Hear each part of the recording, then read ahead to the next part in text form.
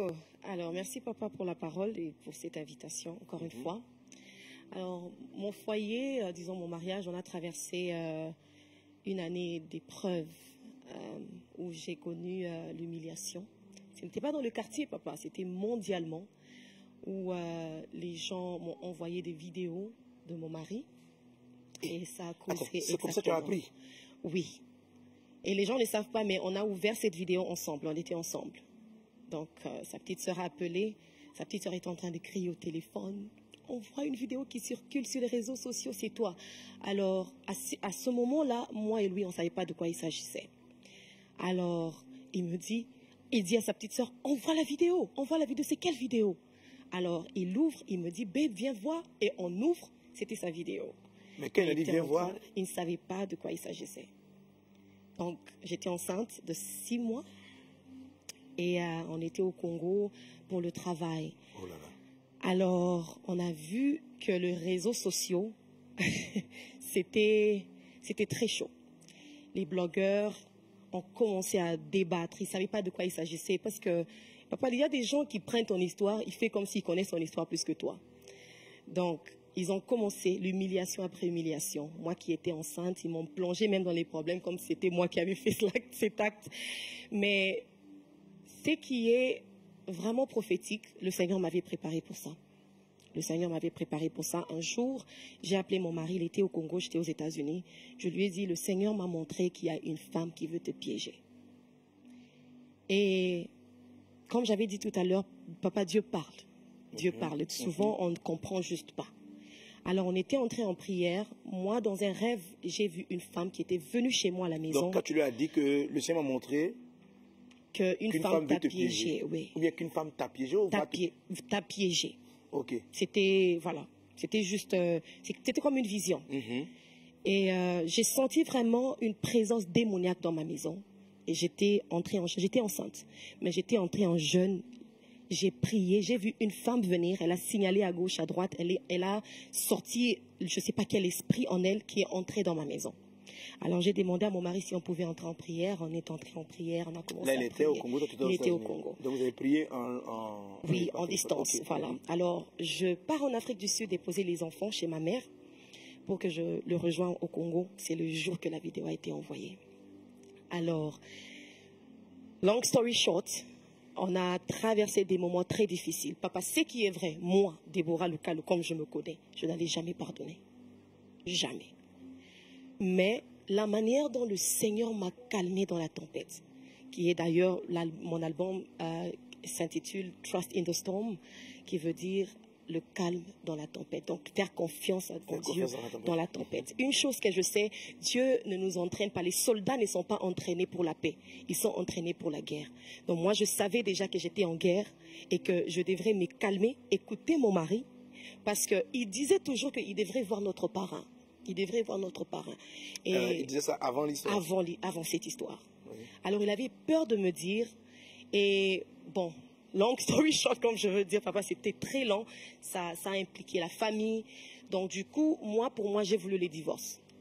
Mais je regardais, papa, je me suis dit, j'ai vraiment écrit les bienfaits, les qualités de mon mari. Et j'ai écrit ses défauts. J'ai vu que ses qualités dépasser les défauts. J'ai décidé de rentrer. Mais il y a un message que Dieu m'avait donné. J'avais enlevé ma bague, papa, j'ai pris mes habits, j'étais très fâchée. Les gens me voient sur les réseaux sociaux, ils croient que je n'avais rien fait. Mais it was a whole process. Je devrais me poser tant de questions si je devrais rester dans le foyer ou pas. Et c'était douloureux parce que j'étais enceinte un moment. Pendant 3 jours, mon bébé ne bougeait pas. It was hell in my marriage. C'était l'enfer dans son mariage. Voilà. Alors, mon mari m'a demandé pardon. Et papa, ce qui est bon dans ça, mon mari et moi, on a toujours cru dans le ministère de mariage. Donc, on tenait des conférences sur Instagram où on parlait sur le mariage. Beaucoup de gens disaient que c'était trop tôt pour nous de le faire parce qu'on avait 2 ans, 3 ans de mariage. On avait des messages. Toi, tu veux nous prêcher quoi? Tu n'as rien à nous dire. Ça fait seulement 3 ans que tu es marié. Moi, j'aime beaucoup le mariage. Jusqu'aujourd'hui, je dis, si je pouvais me remarier, j'allais toujours me remarier avec cet homme-là. Mais, malheureusement, ou je dirais heureusement, parce que ça nous a rendu très forts. Cette épreuve est venue Et aujourd'hui, je suis en mesure de dire à une femme que c'est possible que tu traverses l'épreuve et que Dieu puisse te guérir. Je dirais encore, papa, que ce n'est pas le mariage qui te rend heureux. C'est deux personnes heureuses qui rendent un mariage heureux. Donc les gens me voyaient sur les réseaux sociaux, mais tu souris pourquoi? Tu fais semblant pourquoi?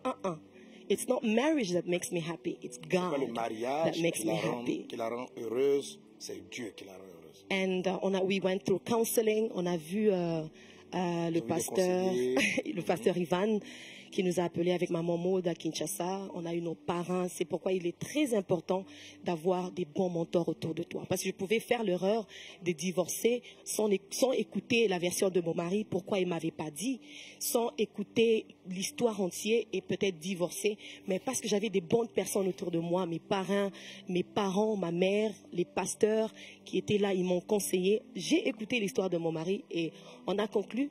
À notre arrivée à Atlanta, il y a eu des témoignages qui sont sortis, des gens qui sont venus demander pardon, que c'était un coup monté.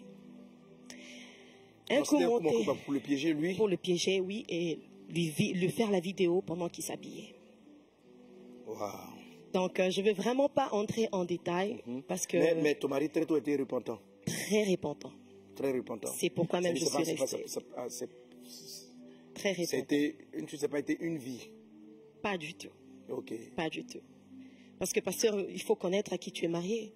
Il faut vraiment connaître à qui tu es marié. Si tu as déjà peut-être soupçonné... Donc, la première des choses pour la guérison, c'est que tu l'as écouté. Je l'ai écouté. D'abord, le Seigneur t'a parlé. C'est à quel moment tu as fait le pour et le contre? Je crois que quand j'ai pris mes bagages, je suis allée chez mon grand frère, toujours à Kinshasa. Je me suis dit, peut-être ici, il y a beaucoup de voix, parce que, pasteur, mon téléphone avait explosé des appels. Tu as celui-ci qui te dit, il faut divorcer, il faut laisser, toi, tu es quelqu'un de public. Et de ce côté, on te dit, il faut pardonner, tu prends toujours sur le pardon, il faut pardonner. Donc, j'ai voulu moi-même entendre Dieu. C'est pourquoi j'ai pris mes bagages. Ça avait fait du mal qu'on était dans un même pays, mais on n'habitait pas dans une même maison. Je devrais moi-même écouter Dieu. Et j'ai entendu Dieu me dire, don't miss the price of your pain. Don't miss the price of your pain. Ne manque pas le prix de ta douleur. De ta douleur. Voilà. Ça vous l'a dit quoi littéralement? Ne manque pas le prix de ta douleur. Voilà. Don't miss it. Donc, Dieu a un plan. Alors, c'est pourquoi j'ai écrit le livre qui s'appelle Your Pain Has a Purpose. God is not a waster. Dieu utilise... Elle a écrit le livre qui dit ta peine, ta douleur a un objectif, a un but. A un but. And s'il vous plaît, if you don't have the book, grab it parce que ça va tellement vous bénir. Voici le livre à l'écran. Voilà. It's going to bless you tremendously. Le livre va te bénir, voilà. So, Pastor, for me, it was something that humiliated me. Ça m'a humilié. Pour elle, c'était très humiliant. It was painful, but through it, God gave me a message. Mais au travers de cela, Dieu lui a donné un message. Et c'est pourquoi je veux dire à quelqu'un que toute épreuve que tu traverses, Dieu a un plan. God always has a plan with it.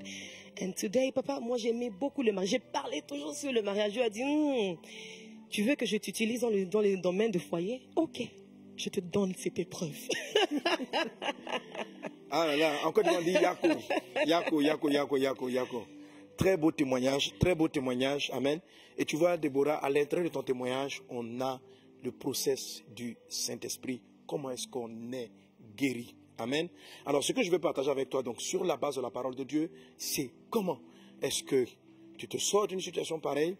Amen. Je vais traiter quelques points, je ne pourrai pas tous les dire. Comment Dieu te sort de la situation pareille? Et ici, vous avez vraiment opéré le travail du Saint-Esprit. Amen.